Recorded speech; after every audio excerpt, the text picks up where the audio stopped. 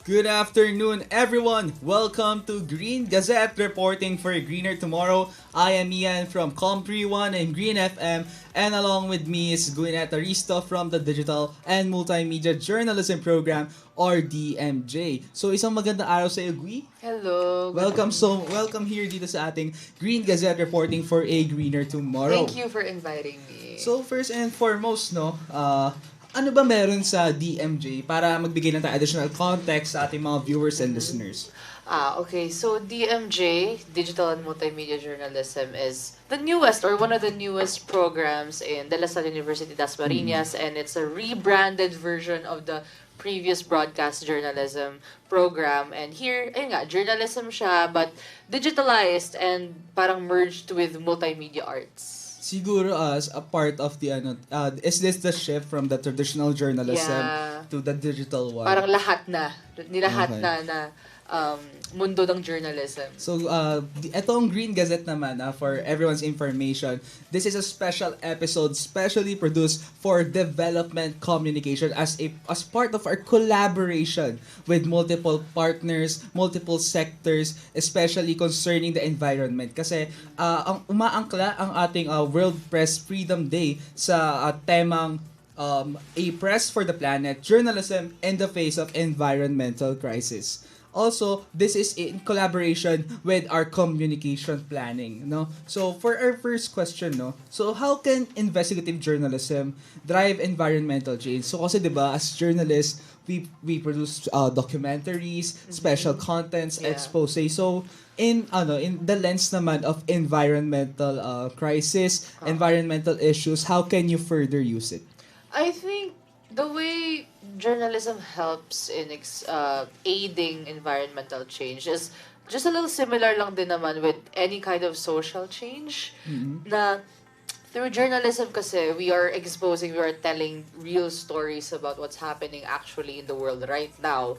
And by exposing these stories, especially in face of injustice, or, parang situations kung saan nangyayari yung environmental crisis because of circumstances na hindi naman tama or hindi I naman agree. justifiable. And journalism helps with that kasi journalists, we have the power to tell these stories and show the truth behind the scenes, kumbaga, sa kung ano ba talaga nangyayari. So, yun, parang raising awareness. I think parang, sabihin natin, baka sinasabi ng iba na madaling mag-raise ang awareness ngayon kasi may social media na tayo. Pero iba pa rin kasi yung power ng social media, iba pa rin yung power ng journalism sa pag-raise ng awareness kasi ang sakop mo ay napakalaki.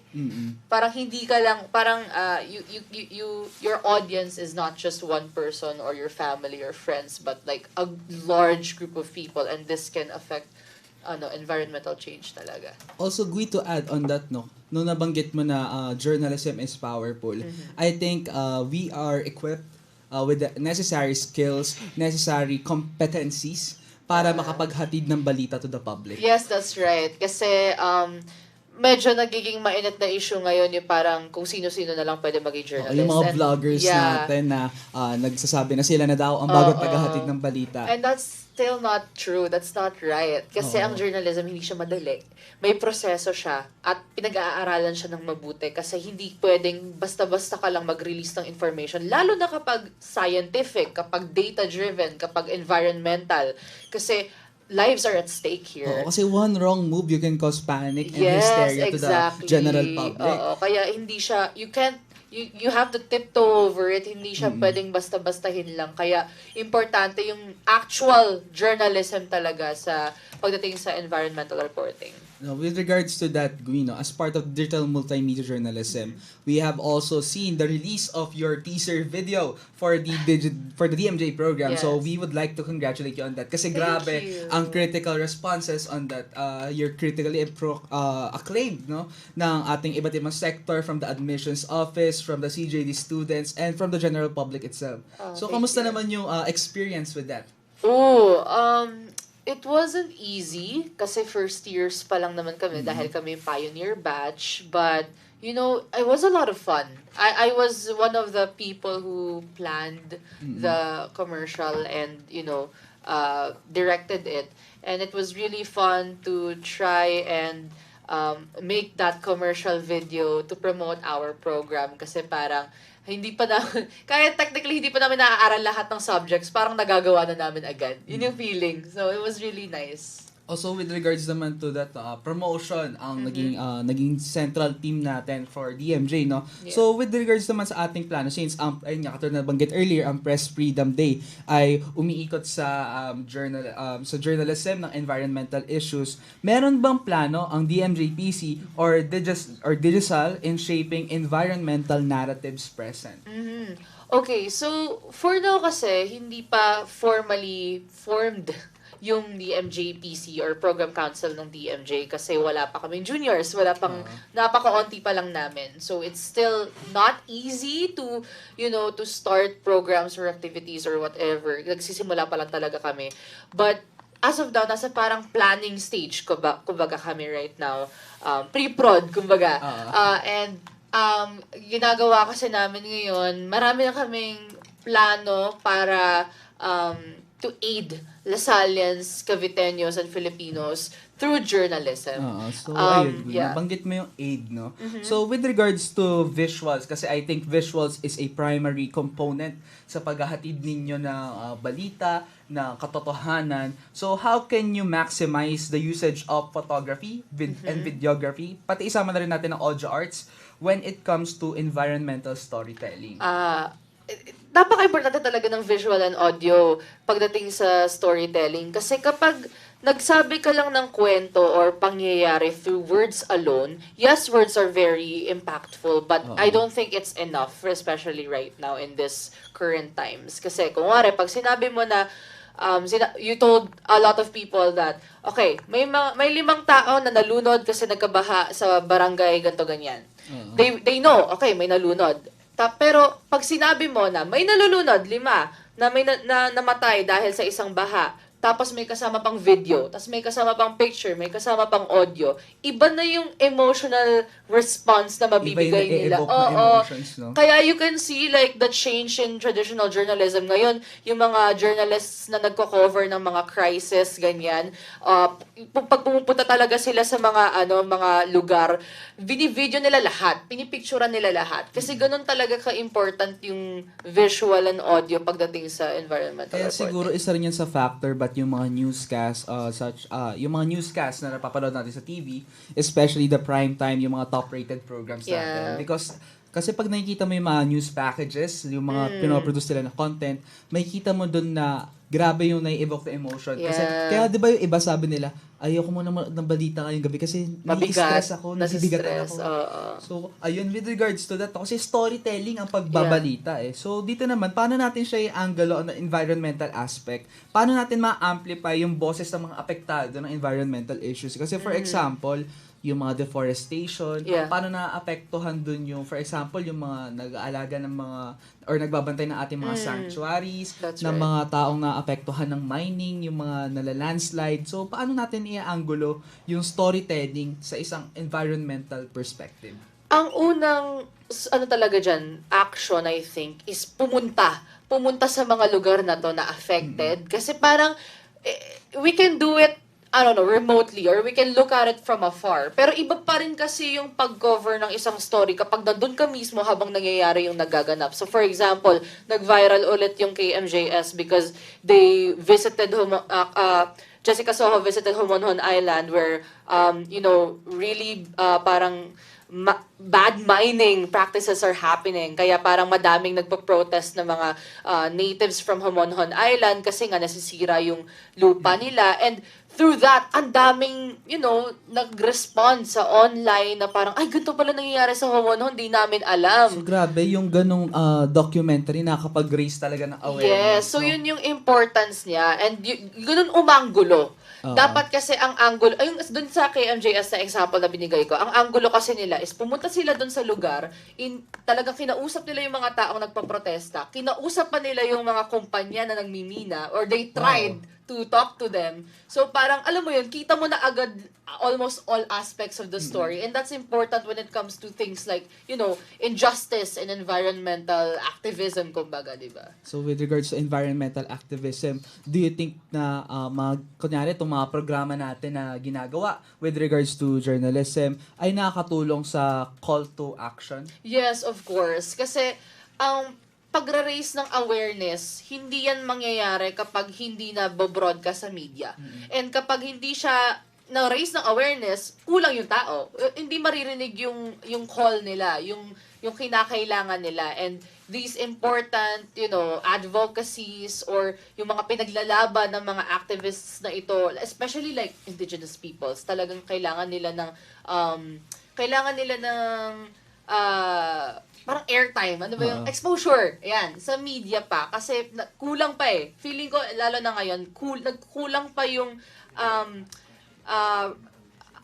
exposure ng environmental stories, lalo na sa Philippine media. So, I think we can do more. I think I agree on that. Kasi with regards to that, minsan yung mga tao, parang walang idea kung gaano kabigat. For example, yung drone ng deforestation. Hindi nila alam na minsan ito yung dahilan ba't sobrang lakas ng bagyo, bakit napakainit sa surroundings. Minsan, minsan naniniwala na lang sila na it is what it is. Kasi wala namang nagbibigay sa kanila ng context. No? Sa tingin, parang yun talaga yung kulang sa atin. That's right. Na hindi tayo parang feeling natin yung environment hindi nakaka-apekto sa atin. Which is, I think, dapat dun talaga umaanggulo ang journalism, no? And to that point, I remember kasi si Sir Stanley Gahete, bumisita siya dito sa UD. From Compact last year. Yes, from Compact last year, talking about environmental journalism actually. And what he said was really great when it comes to covering environmental crisis. Kasi parang sinabi niya doon, which really impacted me, is like, feeling ko tama na kaka-report ng mga, sakuna, na yun lang yung nire-report, na okay, nagkabagyo, tapos na. Parang ang ganda nung sinabi niya kasi na we should cover yung actual plans, actual steps that people all over the Philippines are doing to solve environmental crises all over the country. Kasi parang ang naisip ko dyan is prevention is better than cure. Kasi exactly. pag inalagaan mo yung environment, yung mga ganito sakuna katulad na napakalakas sa bagyo landslide, hindi naman siya mangyayari sa atin. 'Di ba? So dito sa Green Gazette kasi we are focusing on a more localized level. So para since we are student journalists, no. So with regards sa ating mission in advocating against plastic waste, food waste, and polluted bodies of water, kahit dito for example sa Dasmariñas or Cavite in general, how can you use this program as a platform, especially we as DMJ students or as CJD students in general? Well, lahat naman ng news media sites, kailangan kasi ng viewers. 'Di ba? But the way we're showing ourselves, we're introducing ourselves as, a bunch of journalism students who are actually studying this. Like, the fact na meron kaming science journalism, science writing sa curriculum namin, that's already evidence of the fact na hindi siya minamadali. Grabe, parang ang refreshing makita na may environmental subject when it comes to journalism. Parang, parang bago yun sa tenga ko. So, parang ano ba yung mga topics siguro na dapat natin abangan doon? Well, actually, hindi ko pa alam kasi first year pa lang ako. But I'm pretty sure it would cover a lot of like talagang scientific, data-driven news stories when it comes to health, environment. Talagang yung parang, kasi yung mga ganitong topics, hindi siya yung basta-basta lang na tinatakel. Bawal yung putyo-putyo. Oo, kasi kapag, if you report the wrong thing, ang daming maaapektuhan. Kaya ang maganda is, when we establish, media organizations like this, media groups like this, kahit students lang kami, ang maganda kasi is, we are doing it correctly. Diba? We are doing it accurately and we are doing it in a way that is for the betterment of people. Talagang we start from being small until we go up the ladder and what baby steps, kaya yan. Baby steps, no?